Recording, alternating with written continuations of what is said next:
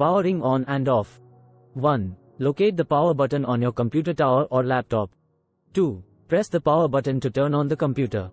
3. To shut down the computer, click on the Start menu, usually located in the bottom left corner of the screen, and select Shut Down or Restart from the options provided.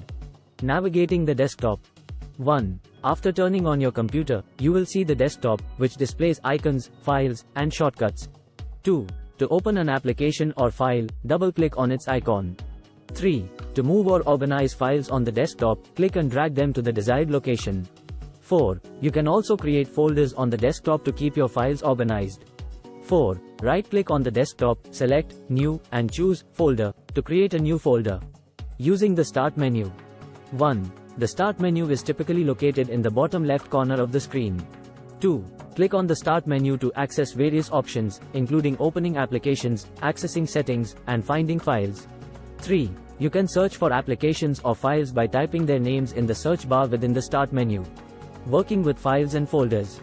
1. To create a new file or document, open the desired application, e.g., Microsoft Word, and click on File in the top menu, then select New.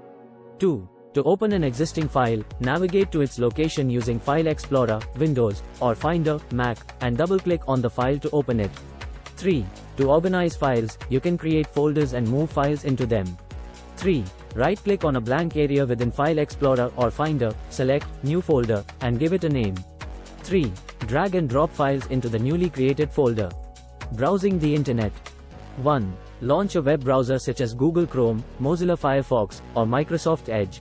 2. Type a website address or search query into the address bar at the top of the browser window, and press Enter to visit a specific website or conduct a search. 3. Use the navigation buttons, back, forward, refresh, to browse different web pages. Saving and printing. 1.